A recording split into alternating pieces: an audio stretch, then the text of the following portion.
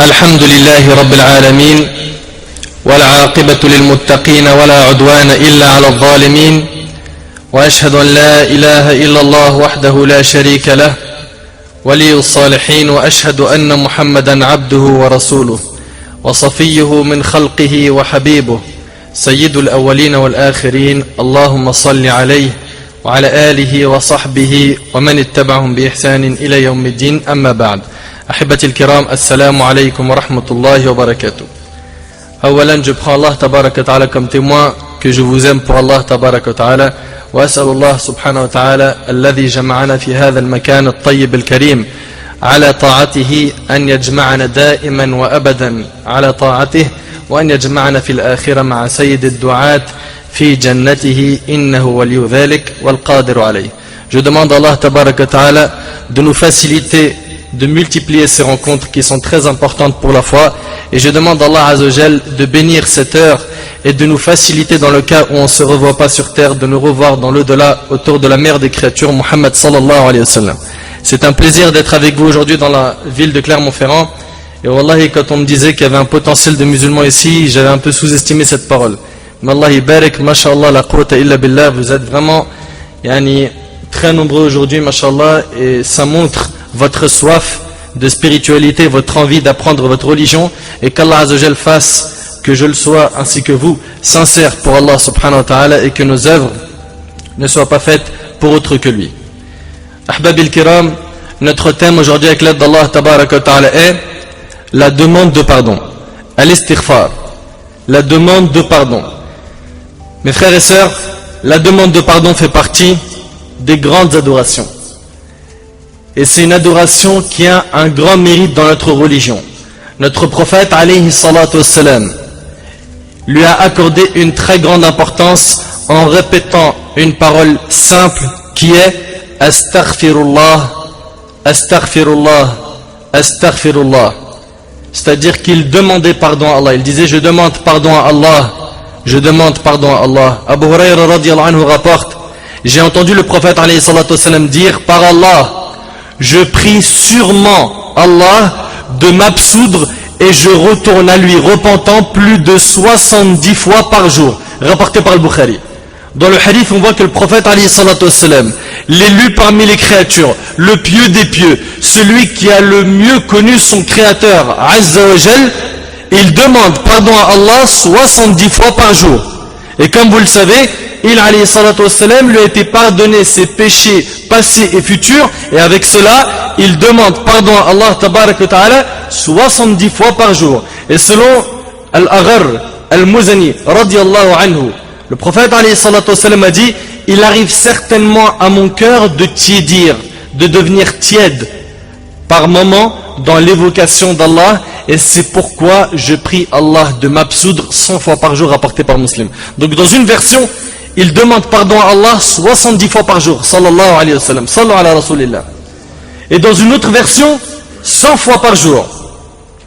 Ibn Umar radiyallahu anhuma rapporte, dans une seule séance, nous comptions de la part du messager d'Allah, sallallahu alayhi wa sallam, 100 fois cette formule, Rabbi ghfirli wa tub alayya, innaka at-tawwabur rahim. Seigneur Allah, absous-moi et accepte mon retour à toi. C'est toi par excellence qui accepte le retour des repentis et qui est miséricordieux, rapporté par Abu Daoud et Tirmidhi. Imagine-toi ça, c'est le prophète alayhi salatu wassalam qui priait chaque nuit, qui jeûnait tout le temps, qui restait pratiquement tous les jours avec l'ange Jibril. Il n'avait pas n'importe quelle compagnie, alayhi salatu wassalam. Il était tout le temps en adoration, en évocation, et avec cela, il demandait pardon à Allah 100 fois par jour. T'arrives à imaginer un petit peu? T'imagines? Si tel est le cas du prophète alayhi salatu wassalam, qu'en est-il de nous, de toi et moi mon frère, ainsi que toi ma sœur, nous qui sommes des pécheurs, nous qui commettons des péchés matin, midi et soir, en public et en secret? Selon Abu Hurayra radiyallahu anhu, le prophète alayhi salatu wassalam a dit, par celui qui détient mon âme dans sa main, si vous ne péchiez pas, c'est-à-dire si on ne commettait pas de péché, Allah vous emporterait pour faire venir des gens qui pécheraient et demander ensuite à Allah de les absoudre, et Allah les absoudrait, rapporté par Muslim. On ne ferait pas de péché, on aurait été remplacé. Ça montre quoi?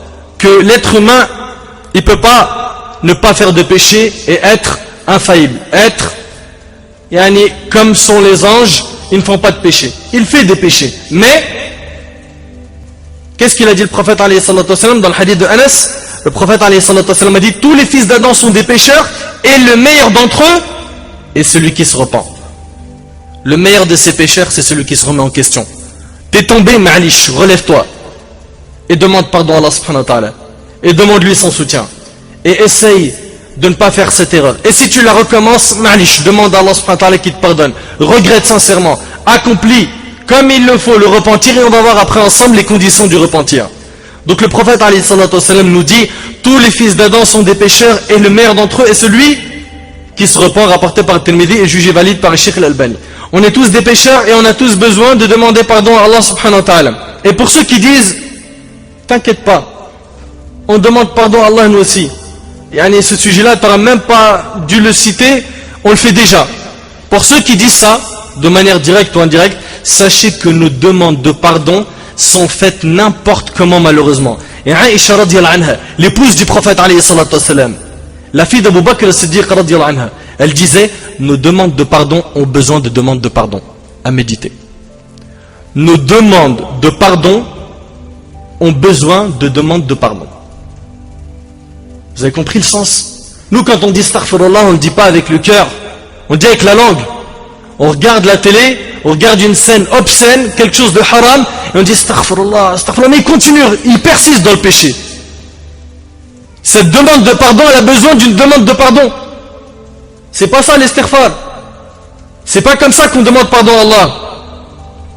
Donc la parole d'Aïcha radhiyallahu anha veut dire qu'on devrait demander à Allah subhanahu wa ta'ala de nous pardonner nos demandes de pardon qui sont faites n'importe comment.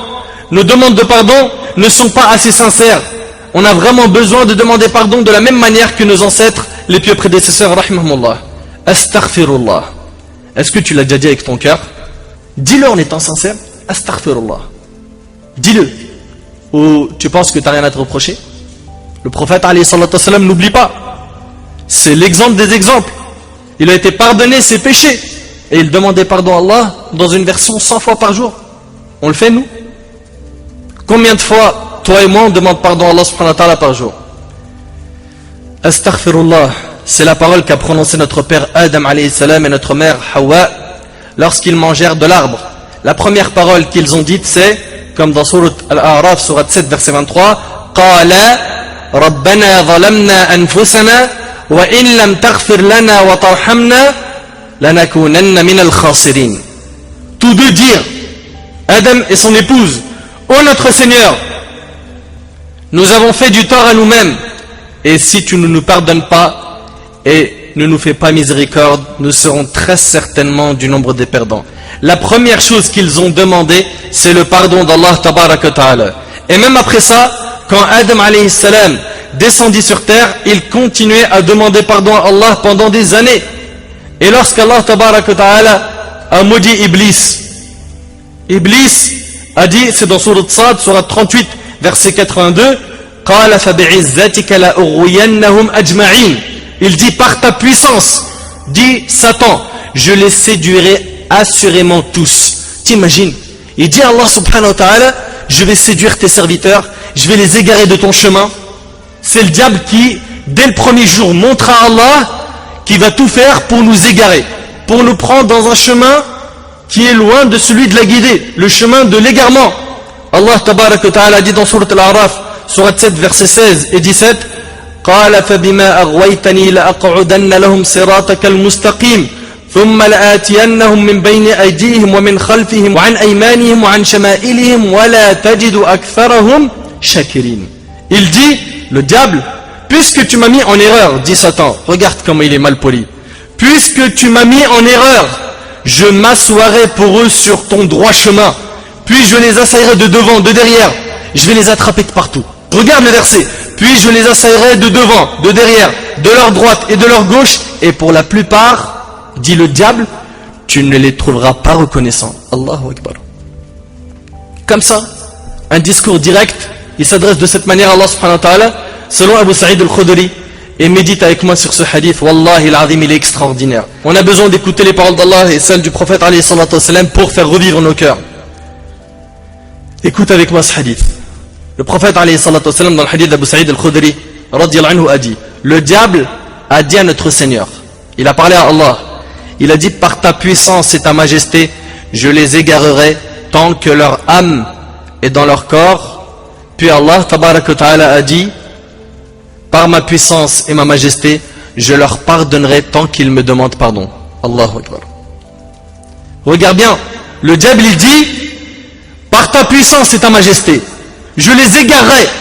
Ils vont essayer de venir vers la prière, je vais les éloigner. Elle va s'approcher du hijab, je vais lui dire pas maintenant. Il va s'écarter du travail haram, je vais lui dire: mais comment tu vas faire pour payer ton loyer? Il va tout faire pour égarer les serviteurs d'Allah. Par ta puissance et ta majesté, je les égarerai tant que leur âme est dans leur corps. Allah tabaraka wa ta'ala lui a dit: par ma puissance et ma majesté, je leur pardonnerai tant qu'ils me demandent pardon. Allahu Akbar. T'as vu la miséricorde d'Allah? T'as vu à quel point Allah subhanahu wa ta'ala aime pardonner? Le hadith est rapporté par Ahmed et jugé valide par Sheikh al-Albani. Astaghfirullah. Quelle belle parole. Ô toi qui te plains du durcissement de ton cœur, ô toi qui te plains que ton cœur est devenu couvert de rouille, tu veux te débarrasser de cette rouille, demande pardon à Allah. Isole-toi dans ta chambre et dis 100 fois Astaghfirullah en méditant sur cette parole. Et crois-moi que tu seras étonné de l'effet que ça va te faire. Pleure tes péchés et purifie ton cœur en demandant pardon à Allah tabaraka wa ta'ala. C'est la sunna des prophètes et des messagers.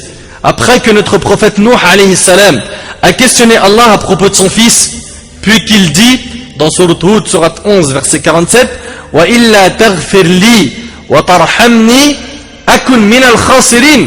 Et si tu ne me pardonnes pas et ne me fais pas miséricorde, je serai au nombre des perdants. Ça c'est le prophète Nuh alayhi salam, c'est un rapproché d'Allah. Il dit à Allah: et si tu ne me pardonnes pas et ne me fais pas miséricorde, je serai au nombre des perdants. Il leva ses mains au ciel et demanda pardon à Allah en ces termes. Dans Surat Nuh, Surat 71, verset 28: Rabbi ghfirli wa li waliday wa liman dakhala baytiya mu'mina wa lil mu'minina wal mu'minat wa la tazid adh-dhalimina illa tabara. Seigneur, pardonne-moi et à mes pères et mères et à celui qui entre dans ma demeure croyant, ainsi qu'aux croyants et croyantes, et ne fait croître les injustes qu'en perdition. Oui, mes frères et sœurs, les prophètes et les messagers demandaient pardon à Allah. Ils le faisaient très souvent. Le prophète Moussa alayhi salam, lorsqu'il a tué un homme sans le faire exprès, il dit dans Surat Al-Qasas, Surat 28, verset 16: Qala Rabbi inni zalamtu nafsi, faghfir li, faghfara lah, innahu huwa al-ghafurur rahim. Il dit: Seigneur, je me suis fait du tort à moi-même, pardonne-moi. Et il lui pardonna. C'est lui vraiment le pardonneur, le miséricordieux. Même notre prophète alayhi salatu wassalam, à qui Allah azza wa jal a pardonné tous ses péchés passés et futurs, et bien avec tout cela, le prophète alayhi salatu wassalam demandait pardon à Allah, parce que c'est Allah qui le lui a ordonné. Allah tabaraka wa ta'ala dit dans Surat Muhammad, Surat 47, verset 19: Fa'alam annahu la ilaha illallah wastaghfir li dhanbik. Wastaghfir li dhanbik wa lil mu'minina wal mu'minat. Sache donc qu'en vérité, il n'y a point de divinité à part Allah, et implore le pardon pour ton péché ainsi que pour les croyants et les croyantes. Bien que son péché alayhi salatu wassalam avait déjà été pardonné, il alayhi salatu wassalam multipliait la demande de pardon. Le prophète alayhi salatu wassalam sortit de nuit pour visiter le cimetière du Baqi'a. Vous connaissez le cimetière du Baqi'a? Il se trouve où? À Médine. Je vous invite Inch'Allah à partir en Umrah ou au Hajj pour voir la Terre Sainte, voir Mecca, voir Al-Madina, faire le Hajj, faire la Umrah, purifier son cœur, purifier ses yeux, voir autre chose que ce que tu as l'habitude de voir. Toi qui vas tout le temps en été à la plage, etc., etc., coupe ses vacances une fois et va visiter la Kaaba, fais une Umrah, va visiter la mosquée du prophète alayhi salatu wassalam, replonge dans l'histoire des compagnons. Wallahi, c'est un voyage très riche en spiritualité. Le prophète alayhi salatu wassalam sortit une nuit pour visiter le cimetière du Baqi'a. Et cette nuit était celle de Aïcha radiyallahu anha. Il sortit afin de demander pardon pour les morts du Baqi'a, et cela se déroula vers la fin de sa vie. L'imam al-Qurtubi, rahimahullah, rapporte dans son tafsir qu'un jour, un homme vint voir l'imam Al-Hassan Al-Basri. Vous le connaissez? Al-Hassan Al-Basri. Celui qui le connaît, il lève la main. Très bien. C'est un parmi nos grands pieux prédécesseurs, rahimahullah. Donc il n'y a pas beaucoup de gens qui ont levé la main pour Al-Hassan Al-Basri. Vous connaissez Karis? Levez la main. Wallah khaliha mastoura. Levez pas la main. Quand il s'agit des rappeurs, Allah yibarak. Mais quand il s'agit de nos ancêtres, les exemples, les modèles, malheureusement aujourd'hui, on a vraiment une perte de modèles. Pourquoi? Parce qu'on suit n'importe qui.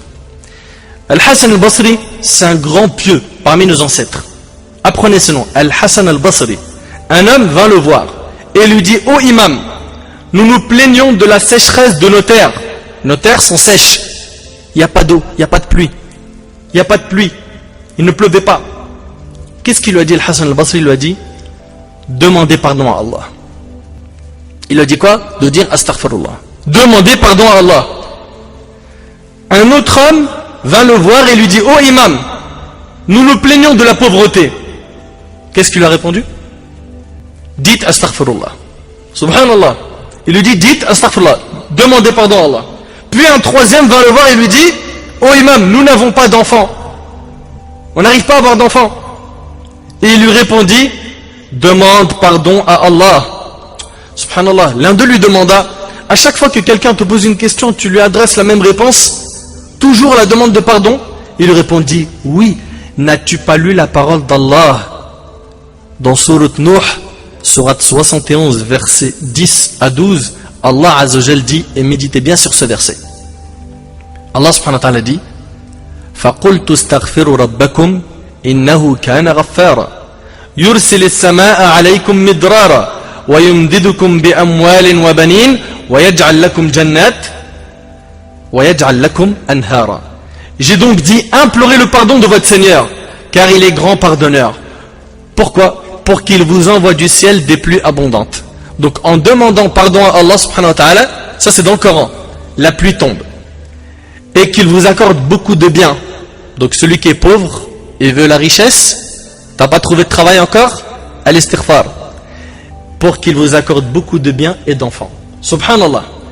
Al-istighfar, la demande de pardon, c'est la clé de ces trois choses. Et qu'il vous accorde beaucoup de biens et d'enfants et vous donne des jardins et vous donne des rivières. La clé de tous les biens de ce monde, c'est la demande de pardon. Un cheikh raconte qu'une femme vint le voir, se plaignant de ne pas avoir d'enfants. Alors que d'un point de vue médical, ni elle, ni son mari sont atteints de quoi que ce soit. Ils ont essayé tout type de traitement. Mais hélas, il n'y a rien eu. Jusqu'à ce jour, Allah ne lui avait pas destiné d'avoir un enfant. Le cheikh dit qu'il lui a adressé un simple conseil. Il lui a dit: ma sœur, prends soin de demander abondamment pardon à Allah tous les jours, toi ainsi que ton époux. 1000 fois par jour par exemple. Demandez pardon à Allah subhanahu wa ta'ala. Certes, ça va prendre du temps, mais faites-le. Suivez ce traitement en étant convaincu qu'Allah va vous accorder le remède. Et quelque temps après, le mari appelle le cheikh pour lui annoncer que sa femme est enceinte. Allahu Akbar. Tout ça, c'est grâce à quoi? Grâce à Allah Azza wa Jal, puis par la cause de l'istighfar, la demande de pardon. Et Wallahi al-Azim, Allah est témoin, je jure, que j'avais fait un dars, il s'appelle l'évocation. Et dans ce dars-là où je parlais du dhikr, j'avais parlé aussi de l'istighfar et j'avais parlé aussi du bienfait de demander pardon à Allah subhanahu wa ta'ala. Jusqu'à ce que je reçois un email d'un frère qui me dit: mon frère, j'ai tout essayé avec ma femme qui était stérile pendant des années, et après on a commencé à multiplier l'istighfar comme tu l'avais dit dans ton audio, et je t'annonce qu'on a eu non seulement des jumeaux et ils sont nés le jour de l'Aïd. Avec Allah subhanahu wa ta'ala, c'est la garantie, tu auras tout inshallah. Tout. Pourquoi? Parce que tu t'adresses aux riches par excellence. Tu t'adresses pas à n'importe qui. T'imagines? Mon frère, ma soeur, tu te sens mal, tu as des problèmes financiers, tu as n'importe quel type de problème, tu veux la solution, accroche-toi à cette adoration, à l'istighfar, de demander pardon à Allah. Astaghfirullah, astaghfirullah. T'as un souci? À l'istighfar, multiplie la demande de pardon. Selon Abdullah ibn Abbas, radiyallahu anhuma, le prophète alayhi salatu wassalam a dit: celui qui fait beaucoup de demandes de pardon, celui qui fait quoi? Beaucoup de demandes de pardon, Allah lui assure à chaque problème une solution. Tu veux quoi de plus? Tu veux quoi de plus? Allah lui assure à chaque problème une solution et à chaque inquiétude une issue favorable et lui accorde ses dons par des voies insoupçonné rapporté par Abu Daoud, Ibn Majah, Ahmed, et il a été jugé faible par certains savants, mais malgré la faiblesse du hadith, le Cheikh Ibn Baz rahimahullah a dit qu'on a le droit de citer ce type de hadith car il rentre dans la catégorie du targhib et tarhib, des recommandations et des avertissements, et que son sens existe dans d'autres textes. Donc écoute bien, celui qui fait beaucoup de demandes de pardon, Allah lui assure à chaque problème une solution. T'as un problème devant toi? N'importe, que ce soit même à l'école, t'es en train de réviser, t'arrives pas à prendre une leçon, t'as un souci, t'as une facture qui est tombée, qui est lourde, t'as un problème dans ton couple, un problème avec tes parents, t'as un problème avec les voisins, avec tes amis, al-istighfar. La solution, c'est de demander pardon à Allah subhanahu wa ta'ala. Malheureusement, nous on mise beaucoup sur les solutions qui sont loin du côté spirituel. Et on oublie énormément les solutions spirituelles. Certes, il y a des choses qui se guérissent par autre chose, les médicaments, etc.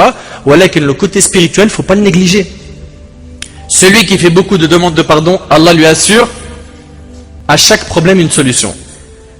Et à chaque inquiétude, une issue favorable, et il lui accorde ses dons par des voies insoupçonnées. Donc, subhanallah, ça c'est pour celui qui demande régulièrement pardon à Allah Azza wa Jal. Est-ce qu'on le fait? Est-ce que c'est mon cas et le vôtre?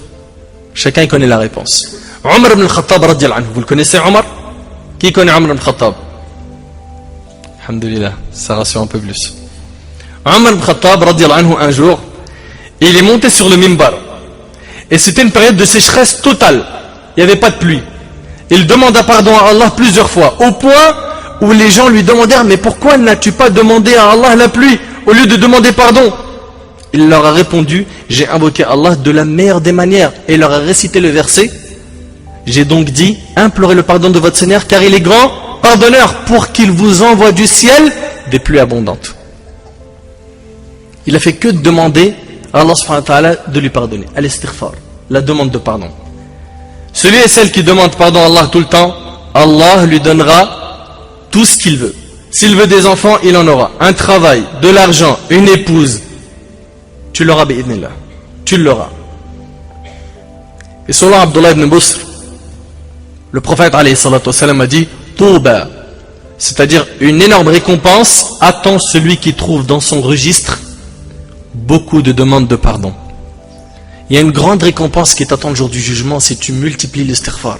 Tout le temps, tout le temps. Tu vas au travail, tu vas à l'école, tu es dans l'ascenseur, tu descends les escaliers, tu montes les escaliers. Pourquoi ta langue elle travaille pas? Pourquoi? Pourquoi tu la reposes? Tu as fait assez de bonnes actions? Tu as garanti ton entrée au paradis? Non, ne sois pas de cela. Attention. Dis pas pour moi, t'inquiète pas, mon cœur il est blanc, tout va à merveille. Donc je disais que, première des choses, tu n'as pas cette connaissance de l'état de ton cœur. Il n'y a qu'Allah qui connaît l'état des cœurs, n'est-ce pas? Deuxième des choses, si vraiment tu prétends que ton cœur il est blanc, qu'est-ce que t'attends pour travailler? Pourquoi tu n'œuvres pas? Pourquoi tu pries pas? Pourquoi on ne va pas à la mosquée? Pourquoi tu pries pas Jumu'ah? Pourquoi tu manges l'argent sale? Pourquoi tu deals? Pourquoi tu écoutes de la musique? Pourquoi tu désobéis à tes parents? Pourquoi tes parents tu leur parles comme si tu parlais à des enfants? Comment est-ce possible? C'est normal ça? Nous en islam, nos parents quand ils grandissent, on les emmène pas dans des maisons de retraite. On s'occupe d'eux encore mieux qu'avant. Et on embrasse leurs pieds. Et on les aide à tout faire jusqu'à la dernière minute de leur vie. On ne les abandonne pas. Donc mon frère ainsi que toi ma soeur, écoute très bien ce que je suis en train de te dire. Le prophète alayhi salatu wassalam dit: Touba, une énorme récompense attend celui qui trouve dans son registre beaucoup de demandes de pardon. Le hadith est rapporté par Ibn Majah, authentifié par Sheikh al-Albani. Donc aujourd'hui, tu viens d'apprendre le mérite et l'importance de cette parole. Je veux que tu vives avec. Il n'y a pas que cette parole, bien sûr, il y a aussi al-hamd, il y a aussi al-tahlil, al-takbir, il y a beaucoup de paroles. Mais déjà, al-istighfar, la demande de pardon a un grand mérite. Eh bien, vis avec la demande de pardon. Demande pardon à Allah tout le temps. Wallah il azim, on en a besoin les frères. Qui n'en a pas besoin, lève la main. Donc, celui qui vient le jour du jugement et qui trouve son livre plein de demandes de pardon, on ne peut que le féliciter. Celui-là est celui qui, Inch'Allah, sera parmi les gagnants auprès d'Allah le jour de la résurrection. Ali ibn Abi Talib radiyallahu anhu dit une fois: je suis étonné de celui qui périt alors qu'il possède le salut. Écoute ce qu'il a dit Ali ibn Abi Talib radiyallahu anhu. Vous connaissez Ali ibn Abi Talib? Je suis étonné de celui qui périt alors qu'il possède le salut. On lui demande alors: et qu'est-ce que le salut? Il répondit: la demande de pardon. Astaghfirullah Astaghfirullah, astaghfirullah. Quelle belle parole. Cette parole a été répétée par les prophètes, les messagers et les pieux, rahimahumullah. Astaghfirullah, une parole qui doit couler dans notre sang. Même si tu as fait beaucoup de péchés, demande pardon à Allah subhanahu wa ta'ala et ne désespère pas. Dis jamais c'est trop tard. Dis jamais, moi en ce qui me concerne, si je dis astaghfirullah 4000 fois par jour, ça ne marchera pas. Ne désespère pas de la miséricorde d'Allah. Anas ibn Malik radiyallahu anhu rapporte avoir entendu le prophète alayhi salatu wasalam dire Allah tabaraka wa ta'ala a dit, c'est donc un hadith qudsi. Allah azza wa jal, qu'est-ce qu'il a dit? Il a dit ô fils d'Adam. Médite bien, c'est Allah qui s'adresse à nous. Ô fils d'Adam, tant que tu m'invoques, tu fais des doigts, tu lèves les mains et tu demandes à Allah. Tant que tu m'invoques et tu espères en moi, je t'absoudrai, et médite bien sur chaque mot qui arrive. Je t'absoudrai, c'est-à-dire je vais te pardonner malgré ce qui s'est produit de toi et je ne m'en soucierai pas. C'est-à-dire qu'Allah subhanahu wa ta'ala, il ne va pas se soucier du nombre de nos péchés. Tant que tu m'invoques et tu espères en moi, garde espoir en Allah. Je t'absoudrai malgré ce qui s'est produit de toi et je ne m'en soucierai pas. Ô fils d'Adam, si tes péchés ont atteint les nuages du ciel, qu'est-ce que tu veux de plus? Si tes péchés ont atteint les nuages du ciel et que tu me demandes de t'absoudre, je t'absoudrai et je ne m'en soucierai pas. Ô fils d'Adam, si tu viens à moi avec la contenance de la terre comme péché et que tu me rencontres sans m'associer personne, je t'apporterai sa contenance comme absolution. Rapporté par Tirmidhi, Ad-Darimi, Ahmed et jugé valide par Sheikh Al-Albani. Et selon Abu Huraira, le prophète alayhi salatu wasalam, a dit donc ce qu'il rapporte au sujet de son Seigneur. C'est aussi un hadith qudsi. Médite. Allah tabaraka wa ta'ala a dit, mon serviteur a commis un péché. Et là il s'agit de moi ainsi que toi.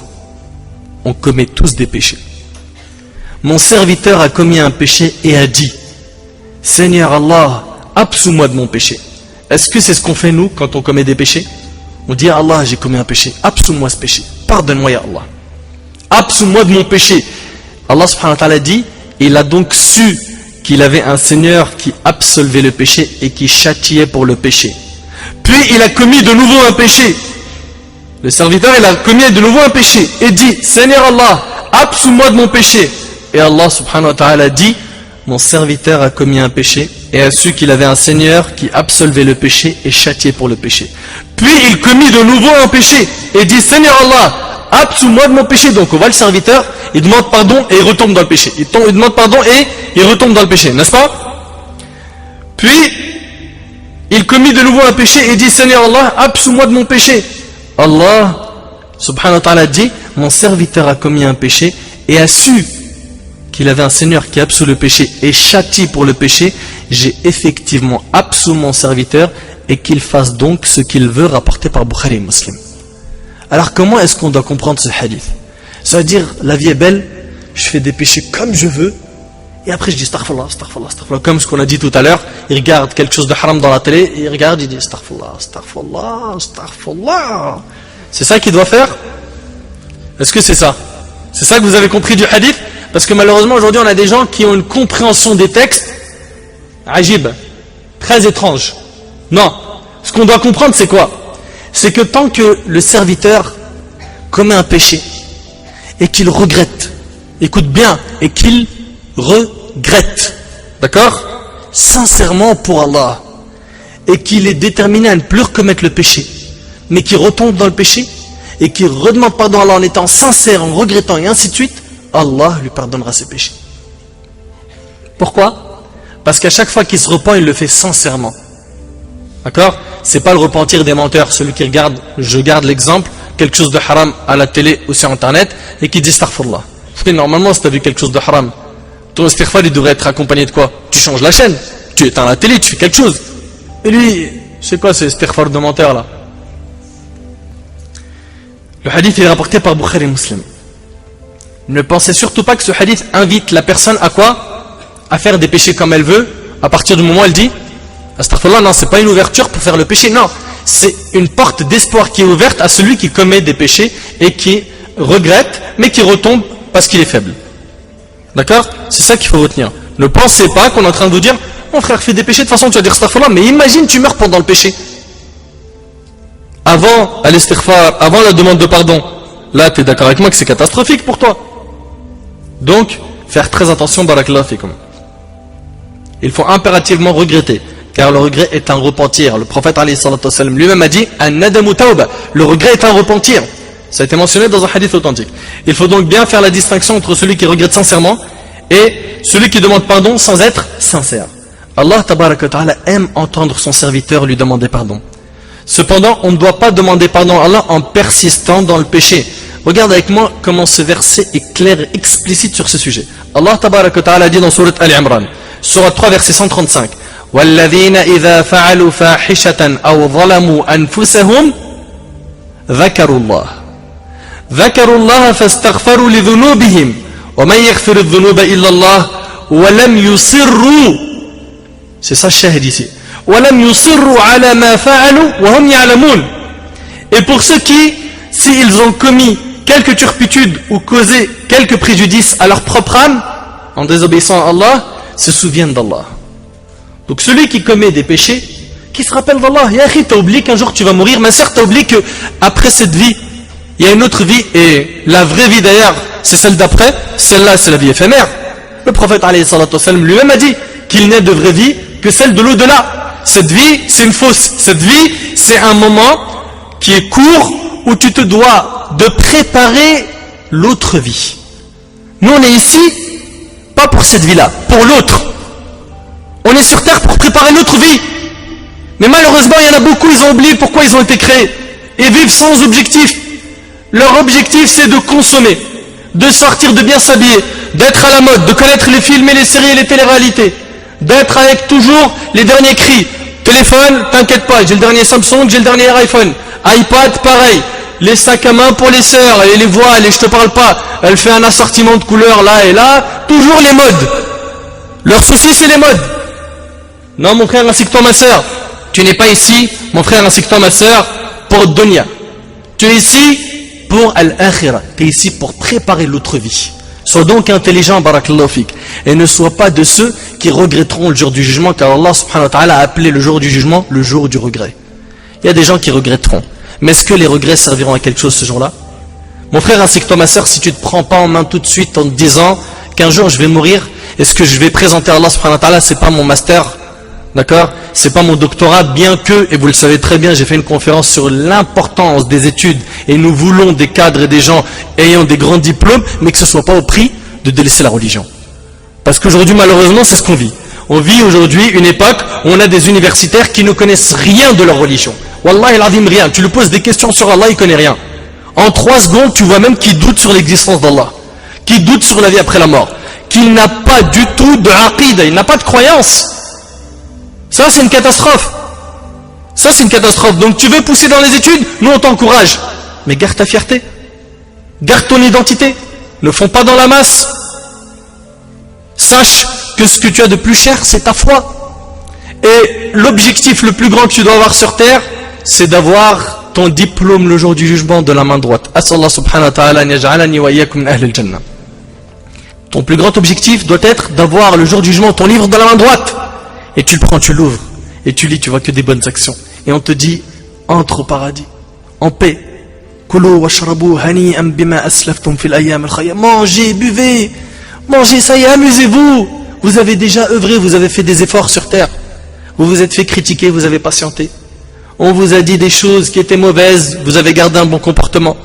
On vous a pointé du doigt, on vous a stigmatisé, vous avez patienté. Entrez au paradis. Alors tu veux faire partie de cela, ou de ceux des perdants wal'iyadhu billah, qui auront leur livre de la main gauche. Pourquoi? Car on les rappelait 1 fois, 2 fois, 3 fois, 100 fois, 2000 fois, et ces gens-là sont semblables à ceux qui tombent dans un trou, et ils savent qu'il y a un trou ici, et ils retombent dans le même trou, et le 3e fois, 4e fois, et 5e fois, 100 fois, c'est la même chose. Le croyant, il est intelligent, et ses objectifs sont nobles. Il en a sur terre, bien sûr, fonder une famille, etc., etc., mais il pense surtout au grand objectif qui est Al-Jannah, le paradis. Donc Allah subhanahu wa ta'ala dit, et pour ceux qui, s'ils ont commis quelques turpitudes, t'as commis des péchés mon frère, t'as commis des péchés ma soeur, taïb, on va essayer de tourner la page Inch'Allah, et on va réparer ça, ça se répare, t'inquiète pas, ça se répare. Je sais, tu vas me dire j'en ai fait trop, mon frère tu sais pas ce que j'ai fait. Des fois on reçoit des emails, des sœurs nous disent « Akhi, j'ai un passé noir ». Ma sœur, même si tu as un passé très noir, sache que c'est pas trop tard. Tu peux te rattraper. Wallah al-azim, tu peux te rattraper. La porte du repentir est encore ouverte. Alhamdulillah, tu as encore envie. Tu peux demander pardon à Allah. Et si tu te repens sincèrement, non seulement Allah subhanahu wa ta'ala il te pardonne tes péchés, mais il transforme même tes péchés en bonnes actions. Qu'est-ce que tu veux de plus? Donc c'est maintenant. Allah subhanahu wa ta'ala il nous a réunis ici pour écouter ce rappel. C'est pas pour rien, c'est pas du hasard. Il n'y a pas d'hasard. Tout ça, c'est quoi? C'est Al-Qadr. C'est le destin d'Allah Azza wa Jal. Donc que ceux qui sont ici présents et présentes, et ceux et celles qui vont écouter cet audio, Inch'Allah, une fois qu'il sera sur Internet, qu'ils se reprennent en main. Qu'ils se reprennent en main. Et pour ceux qui ici, ils ont commis quelques turpitudes ou causé quelques préjudices à leur propre âme, en désobéissant à Allah, se souviennent d'Allah. Ça c'est la première clé. Rappelle-toi d'Allah. Rappelle-toi d'Allah. Tu es d'accord avec moi que si tu marches avec un homme, ma soeur, ou toi mon frère avec une femme, d'accord, qui n'est pas la tienne, donc une relation illicite, et que l'imam de ton quartier, ou on va dire tout simplement ton père ou ta mère, te voit dans la rue, tu es d'accord avec moi que c'est même plus la honte. Tu vas souhaiter à ce moment-là que la terre t'avale. Mais qu'en est-il du regard d'Allah? Allah subhanahu wa ta'ala te voit tout le temps. Souviens-toi d'Allah. Et pour ceux qui, s'ils ont commis quelques turpitudes ou causé quelques préjudices à leur propre âme en désobéissant à Allah, se souviennent d'Allah et demandent pardon pour leurs péchés. Et qui est-ce qui pardonne les péchés sinon Allah? Et qui ne persiste pas sciemment dans le mal qu'ils ont fait? Écoute bien cette dernière phrase. Et qui ne persiste pas sciemment dans le mal qu'ils ont fait. Donc c'est une condition.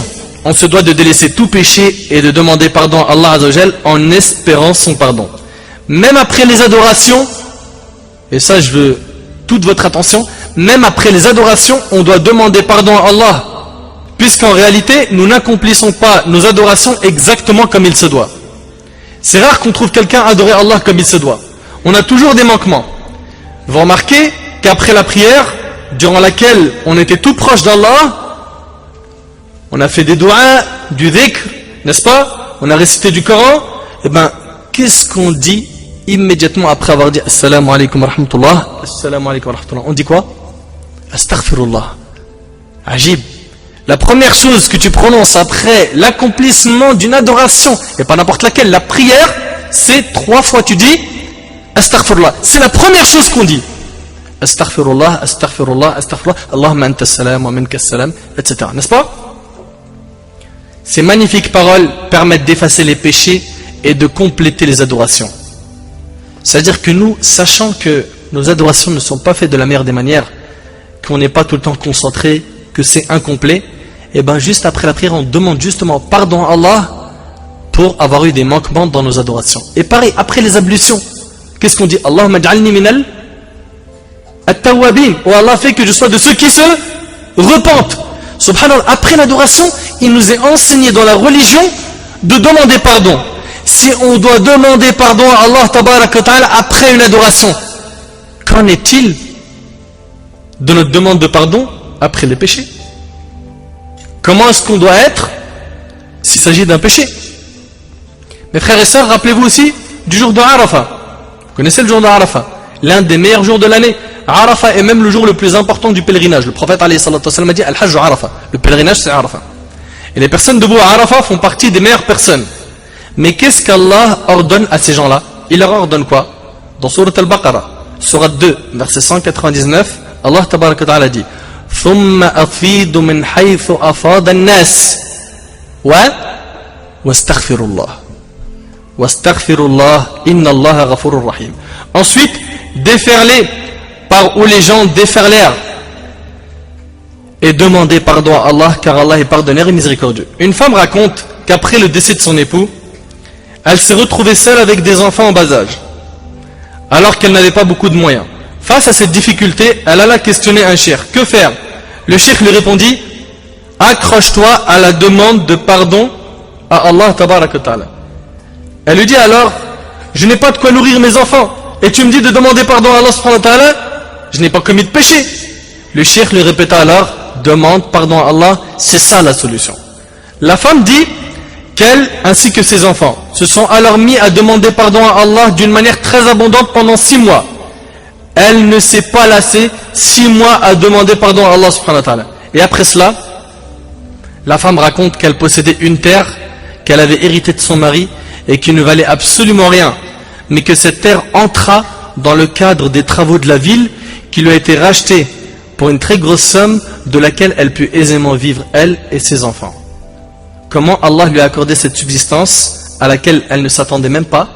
C'est par la cause de son istighfar, la demande de pardon. Donc la demande de pardon à Allah subhanahu wa ta'ala apporte la subsistance et la force. Un autre homme alla voir un cheikh en lui disant: Ya cheikh, j'ai un problème avec mon épouse. J'ai un problème avec qui?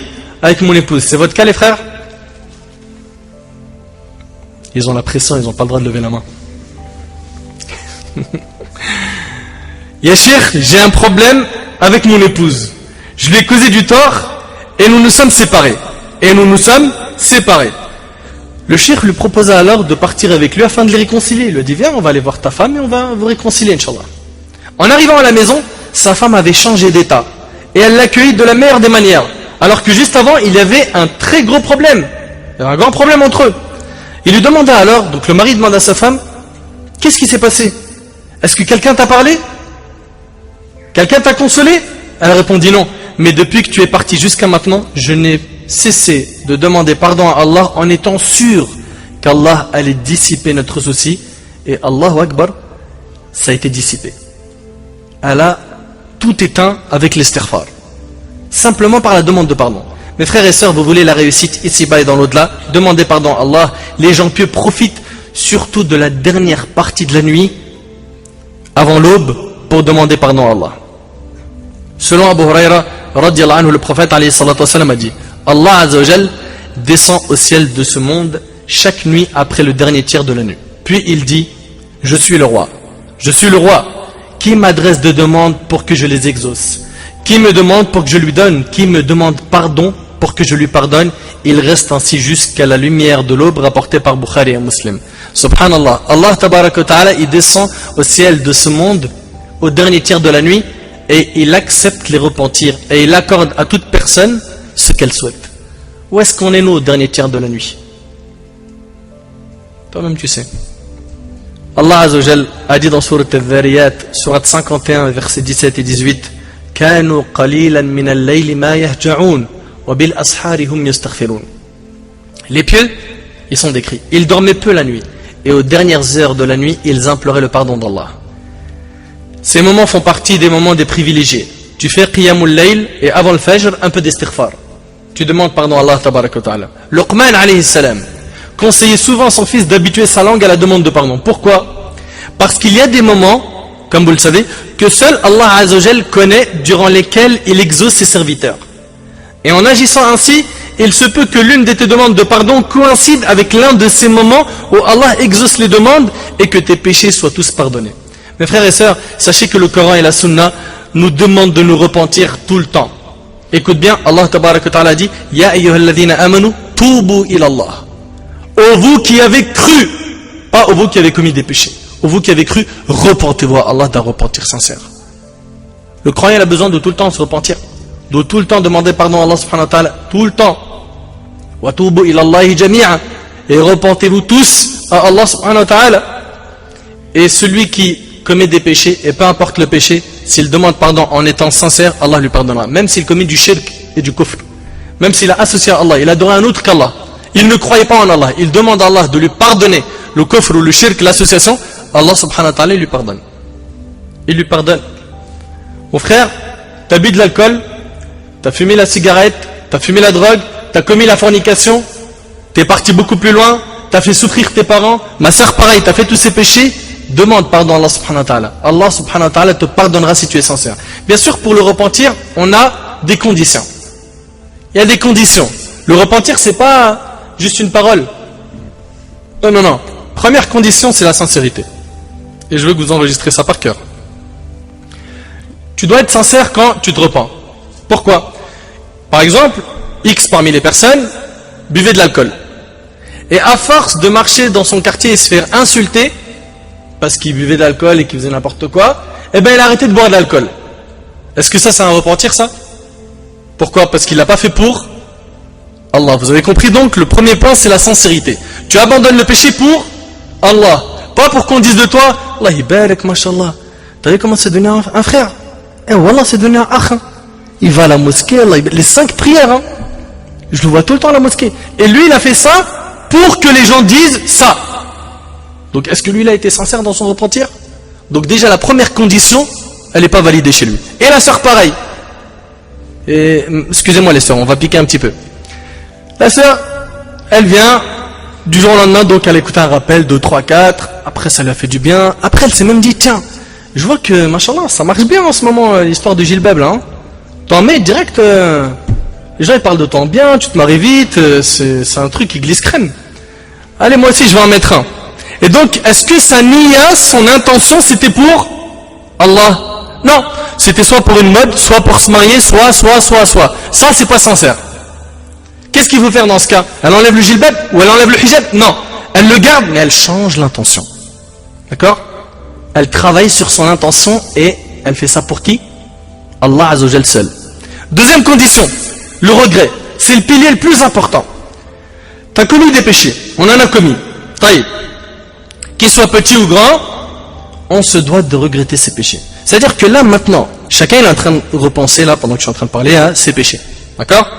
Est-ce que ces péchés que tu as commis, et que tu sais qu'ils sont graves, est-ce que tu les as regrettés ou non? Est-ce que tu comptes les regretter ou non? Parce que tu penses que le repentir, c'est juste une parole? Non, faut qu'il y ait du regret, il faut que dans ton cœur, ça se passe très mal quand tu t'en rappelles. Ça se passe très mal, une culpabilisation immense. S'il y a ça, alhamdulillah, t'es proche d'un vrai repentir. S'il n'y a pas ça, travaille pour qu'il y ait ça. Repens-toi en étant sincère, en regrettant. Si tu t'es repenti mais que ton cœur veut tout le temps le péché, sache que cela n'est pas un repentir. Tu te dois de pleurer en te rappelant les péchés. Tu dois ressentir le regret dans ton cœur. Troisième condition, se détacher du péché. Se détacher du péché. Comme j'ai dit tout à l'heure, on regarde cet exemple, il est simple. Il regarde la télé. Et il a vu quelque chose de haram. D'accord? Il a dit astaghfirullah, ou oh je me repens à Allah. Et il garde ses yeux fixés sur la télé. Mais c'est pas détaché du péché, n'est-ce pas? À partir du moment où tu t'es toujours pas détaché du péché, ça c'est un repentir bidon. C'est un repentir avec la langue, pas avec le cœur. Et nous ce qu'on veut c'est un vrai repentir. Un vrai repentir, d'accord? Se détacher du péché. Et aussi il faut être déterminé à ne plus le commettre. C'est-à-dire que tu as été sincère, tu l'as fait pour Allah. Tu as regretté le péché. Pourquoi tu as regretté? Parce que tu sais qu'il est possible que ce péché soit la cause de ton entrée en enfer. Donc tu as regretté. Après tu t'es détaché du péché, mais par contre tu n'es pas déterminé à l'arrêter. C'est-à-dire que tu te dis, si l'occasion elle se présente et qu'on peut le refaire ne serait-ce qu'une fois, ça serait quand même bien. Eh ben non mon frère, non ma soeur. Tu te dois d'être déterminé de ne plus jamais commettre ce péché. C'est-à-dire que tu t'en es détaché et tu dis, si l'occasion se présente, je fuirai ce péché comme je fuis le lion. Clair? Aussi, il y a la restitution des dépôts aux ayants droit. Par exemple, tu as pris de l'argent à quelqu'un. L'argent, il ne t'appartient pas. Et après, tu t'es repenti, tu ne savais pas, ou tu n'avais pas vu l'importance de ce péché qui est de prendre quelque chose qui ne t'appartient pas, ou bien même un vélo ou un jeu vidéo. Et comme vous le savez, hein, combien de jeux vidéo vous avez endormi? Donc, il prend le jeu vidéo, juste je l'essaye cette semaine. Après il l'endort, il l'enterre au point où même quand son propriétaire il vient à la maison, il lui dit mais c'est à moi, je lui dis mais t'es malade ou quoi, c'est à moi celui-là. Il oublie Miskin qui lui a prêté. Ça arrive dans les jeux vidéo, les livres, tout. Les gens, Sakin, tu leur prêtes des trucs, à la fin il se l'approprie, ça devient lui. Sa propriété, il oublie que c'est à quelqu'un. Donc quand tu te repens, tu dois rendre les dépôts. On te l'a prêté, on t'a confié quelque chose, tu dois le rendre. C'est une amana. Pourquoi? Parce que si tu ne le rends pas sur terre, cet argent que tu as pris ou cette chose que tu as prise, le jour du jugement, il est possible que tu rembourses ça par autre chose que de l'argent, mais par tes hasanat, tes bonnes actions. Clair?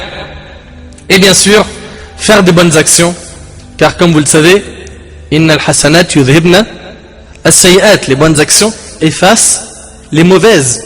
D'accord? Les bonnes paroles, le sourire, l'aumône, d'accord? Ne méprise aucun bien. N'oublie pas qu'une prostituée est entrée au paradis pour avoir fait quoi? Abreuver un chien, subhanallah, t'imagines?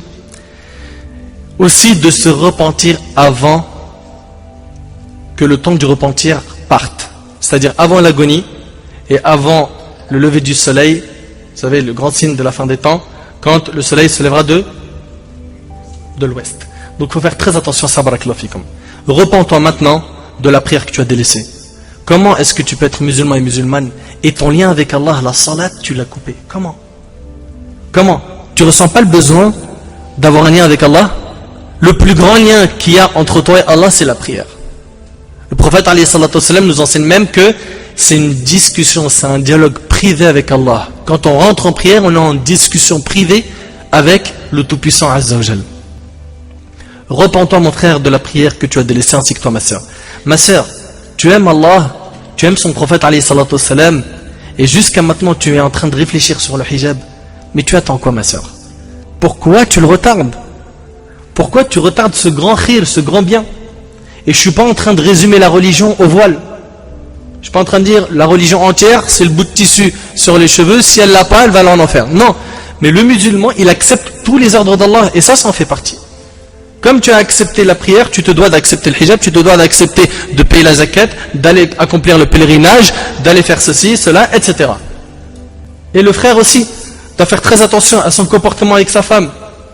Beaucoup de frères, malheureusement, sont injustes avec leurs épouses. Beaucoup de parents abandonnent leurs enfants. Ils pensent qu'à travailler, ramasser de l'argent, et ils laissent les enfants à l'école. C'est l'école qui éduque, c'est la télé qui éduque, c'est les dessins animés, les jeux vidéo qui éduquent. Non, c'est dès maintenant. Repentez-vous de toutes ces négligences, de ces manquements, de ces péchés, maintenant. Et rappelez-vous que la mort vient soudainement. Ça c'est donc, en résumé, pour les conditions du repentir. Ahbab il-Kiram, j'ai pas envie de faire très long, parce que j'ai déjà dit pas mal de choses. Simplement, sachez, Ahbab il-Kiram, pour ce qui est de la demande de pardon, il y a des formules que chacun d'entre nous doit apprendre. Parmi ces formules de demande de pardon, on a Sayyid al-Istighfar. C'est la formule maîtresse de toute demande de pardon.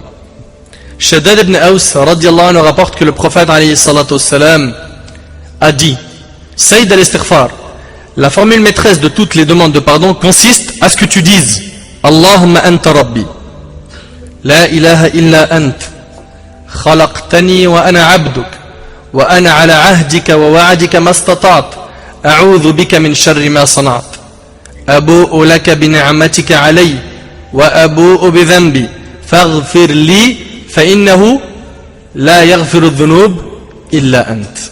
Mashallah. Qui connaît Dua Sayyid al-Istighfar? Levez la main. Taïb. Il n'y en a pas beaucoup. Inch'Allah, vous allez l'apprendre. Qu'est-ce qu'il dit ici le prophète alayhi salatu wassalam? Il dit la formule maîtresse de toutes les demandes de pardon. Concentre-toi bien sur ce que tu vas entendre. Ô Seigneur, tu es mon Dieu. Et il n'y a d'autre divinité que toi. Tu m'as créé et je suis ton serviteur. Regarde les paroles, comment elles sont sublimes. Tu m'as créé et je suis ton serviteur. Je me conforme autant que je peux à mon engagement et à ma promesse vis-à-vis de toi. Je me mets sous ta protection contre le mal que j'ai commis. Je reconnais ton bienfait à mon égard et je reconnais mon péché. Pardonne-moi, car il n'y a que toi qui pardonne les péchés.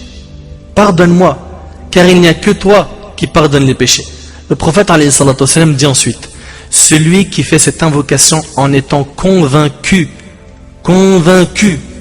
dans la journée et meurt dans la journée, avant le soir, fera partie des gens du paradis. Allahu Akbar.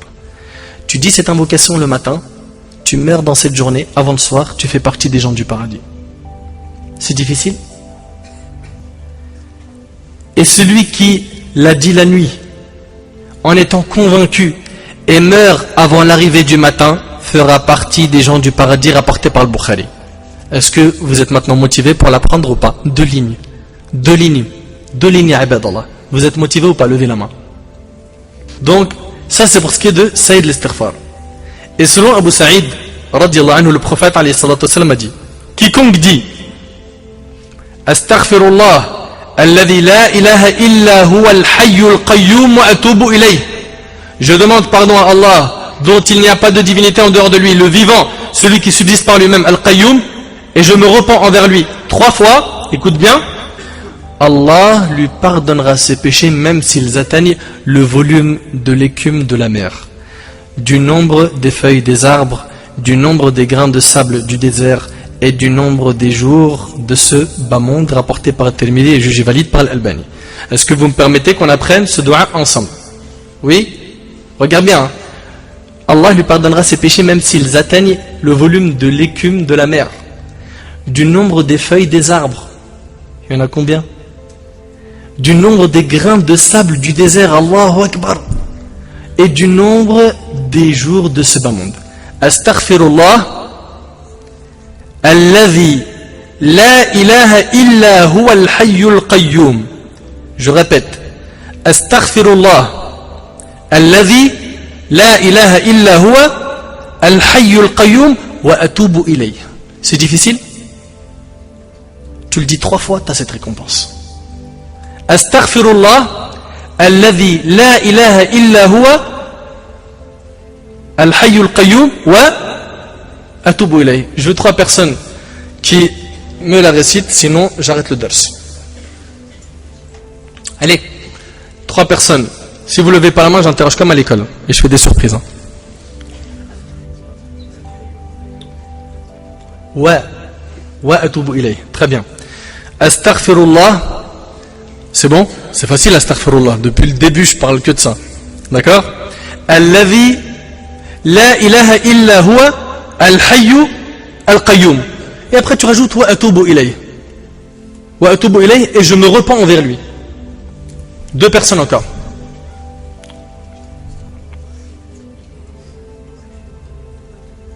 Un dernier. Un petit de préférence. Un dernier. Vas-y mon frère.